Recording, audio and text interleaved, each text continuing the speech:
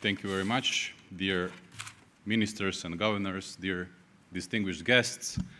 As the official part of this conference is approaching to an end, I can only say that I am delighted that we have been able to gather here in Dubrovnik such a remarkable group of policymakers, academics, and experts.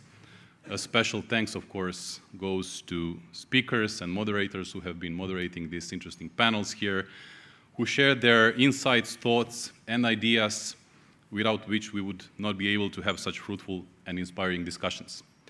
It would be impossible and it would not make sense to repeat everything that has been said today, but I will share with you my key takeaways from this day.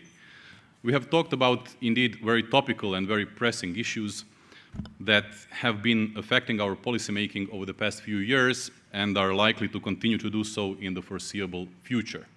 From energy insecurity to global trade fragmentation to the inflationary pressures. And what is particularly valuable to me, and I believe that same goes for all of us from Central and Southeastern Europe, is that these topics were discussed from a perspective of our region. The current global trends such as energy insecurity, global value chain disruptions and trade fragmentation, as well as the inflationary pressures, rising prices of the energy, have diverse effects on different regions and different countries. So better understanding of our similarities and our differences can help us make more appropriate policy decisions. We also had a chance to hear from Kristalina, her views on what the central bank governors should be doing. There are clear instructions, so please keep the course. We fully support that.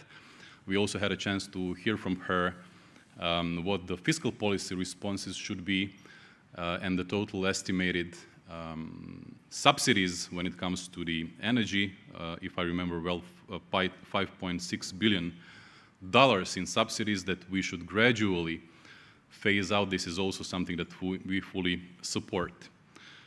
We also benefited a lot from hearing the business perspective, which is particularly relevant for understanding the drivers of trade and investment fragmentation.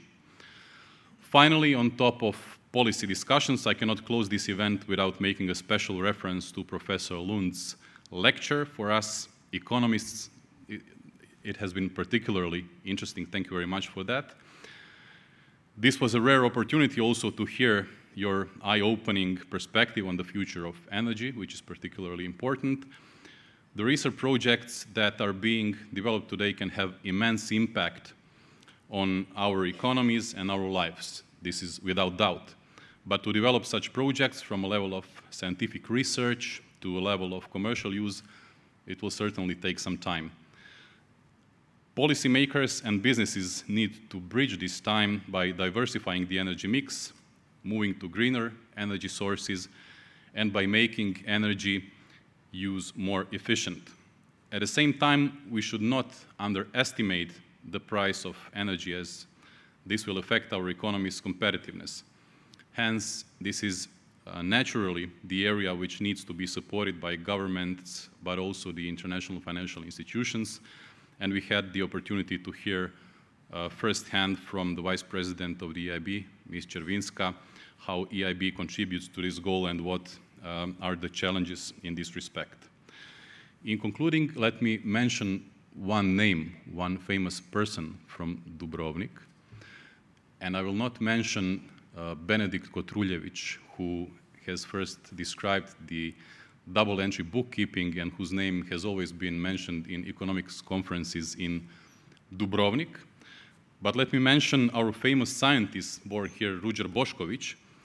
He was one of the greatest Croatian philosophers, physicists, astronomers, and mathematicians of his time. He was born here in 18th century. I mention him as he is a perfect example of multidisciplinarity and of applicability of science in practice, something that we need more, the complex challenges we face today. Bošković was a precursor of atomic theory and famous astronomer. He also has a lunar crater named after himself. For his philosophical work, he has been nicknamed the Croatian Leibniz, but he also applied his knowledge to practice. For example, he was entrusted with a highly delicate task of repairing cracks in the cupola of St. Peter's Basilica in Vatican. This was also the confirmation that he was regarded as a leading European authority in static computation and civil engineering. Bošković also solved the problem of the stability of the National Library in Vienna, and his legacy teaches us of the benefits of interdisciplinarity. And interdisciplinarity is something that we need now more than ever to navigate through these choppy waters, as the title of this conference says. To conclude, thank you very much for coming here to Dubrovnik. I hope you have enjoyed the lovely start of the conference yesterday, but also the discussions that were held during the day to date. I also hope we will continue the tradition of organizing this conference here in Dubrovnik. Thank you very much, Boris. Thanks to the IMF, to co-organizers. I'm sure that we will have the opportunities, many opportunities in the future to have fruitful discussions here in Dubrovnik in years to come. I wish you also a nice rest of the stay here in Dubrovnik, and looking forward to seeing you in the coming years. Thank you very much.